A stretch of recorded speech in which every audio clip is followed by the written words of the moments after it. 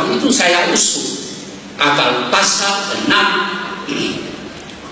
Undang-Undang Dasar sementara, bukan, pasal 6 Undang-Undang Dasar 1945 dihapus kata aslinya. Saya usul kata asli itu dihapus. Saya tidak tahu kemudian dokumennya itu bagaimana. Tapi sebetulnya tidak ada satu orang kecuali saya yang mengusul kata asli dicabut. Kalau Anda mau tahu, saya bisa katakan orang itu namanya Patria Hanis Akbar, hakim Mahkamah Konstitusi. Jadi sekarang tidak ada lagi asli, hanya Presiden Republik Indonesia ialah warga negara Indonesia.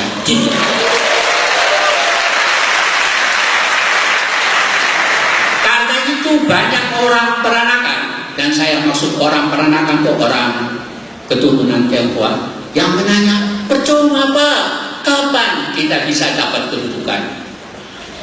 Saya bilang, oh ya, Anda pernah baca Alkitab apa enggak?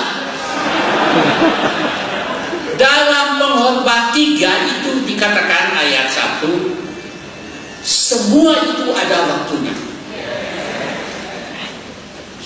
Jadi kalau sekarang Pak Ahok sudah jadi wakil gubernur, dan mudah-mudahan kalau nanti jadi gubernur,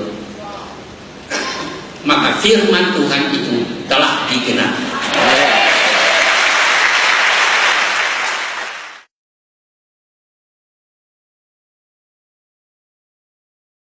Dulu pada tanggal 22 Juni tahun 1945, ketika Piagam Jakarta itu digulirkan, di sana disebutkan bahwa Presiden Indonesia harus pribumi yang beragama Islam. Ditulis. Dan pada saat kita merdeka tanggal 17 Agustus tahun 1945, kalimat itu masih ada dalam dasar negara Republik Indonesia. Tapi pada tanggal 18 Agustus 1945, atas tekanan Jepang, dipaksa, akhirnya pasal tadi dirubah. Presiden Indonesia harus pribumi. Agama Islamnya dihapus. Tapi masih bagus. Masih ada kata-kata pribumi.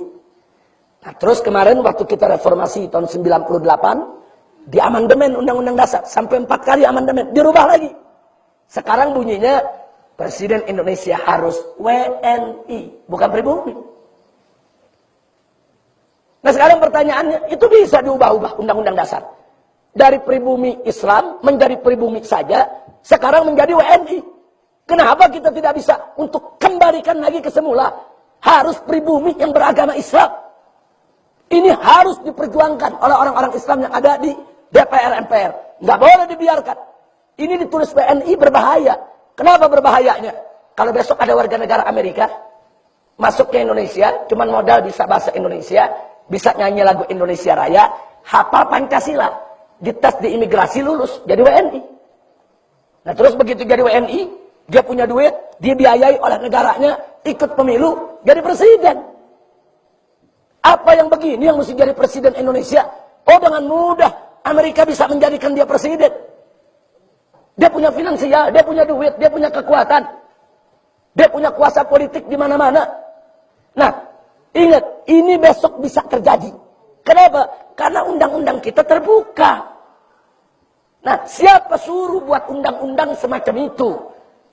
Kan undang-undang itu untuk bangsa Indonesia. Kan kita yang buat undang-undang.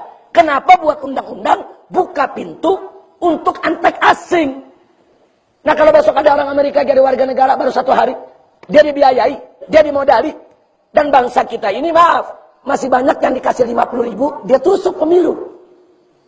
Dia bayar, dia punya duit. Terus apa besok orang Amerika yang WNI tadi yang akan jadi presiden Indonesia? Di mana nasionalismenya? Di mana kecintaan dia kepada Indonesia? Nggak boleh. Nah maka itu sampai hari ini saya dan kawan-kawan mundar-mandir ke DPR MPR, kami sudah meminta sejak 4 tahun yang lalu agar Undang-Undang Dasar 1945 yang sudah diamandemen wajib diamandemen lagi. Kami minta pasal presiden diubah seperti semula, bahwa presiden Indonesia harus pribumi yang beragama Islam. Nah ini mesti kita perjuangkan, nggak boleh enggak, saudara. Nah kalau kita tidak perjuangkan, ya besok orang kafir bisa jadi presiden. Makanya jangan kaget.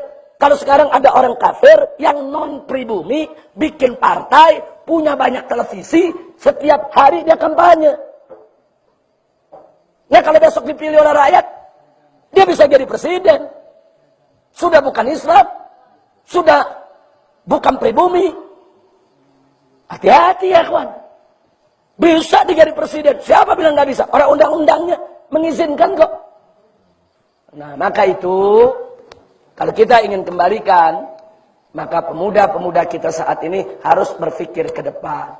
Kalau besok umat Islam memegang mayoritas di DPR MPR, yang punya gairah Islamnya tinggi, nasionalisme kebangsaannya tinggi, cinta agamanya tinggi, cinta Indonesianya tinggi, wajib itu pasal diubah. Siapa bilang UUD 45 nggak bisa diubah? UUD 45 itu bisa diubah melalui sidang MPR. Dorong MPR. Sebetulnya kita sudah protes ini dari tahun 98. Kami minta itu diubah. Nah, cuman permohonan kita kandas. Bahkan kita minta kembalikan Piagam Jakarta sampai tahun 2004. Terakhir diadakan amandemen. Nah begitu kita kandas, kita belum dapat kesempatan lagi. Tapi dari 3-4 tahun yang lalu, kami sudah dorong kawan-kawan yang ada di DPR. Supaya nanti ada sidang umum MPR, wajib itu pasal dikembalikan seperti sedia kala. Kita mesti cinta agama kita, dan kita mesti cinta negeri kita. Maka itu saya dorong, yang harus jadi presiden Indonesia, pribumi asli Indonesia, dan beragama. Jangan kasih orang, saudara. Jangan kasih orang memimpin negeri. Harus pribumi asli Indonesia, beragama Islam. Jangan pernah izinkan orang lain untuk memegang negeri ini. Berbahaya.